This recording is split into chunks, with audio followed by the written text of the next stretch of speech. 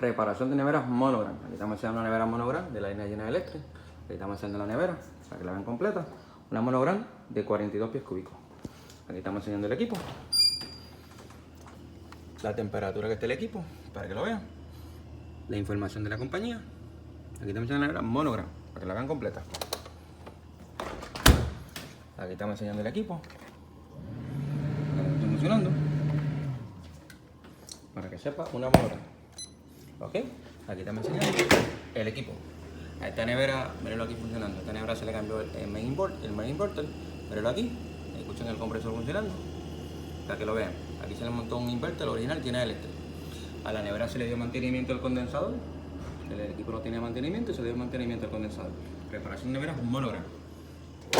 Ok, y aquí estamos enseñando el inverter que se le cambió al equipo. El inverter que se le cambió el equipo, original General Electric. Y el cliente tiene la opción y se va a pagar con Visa o Mastercard.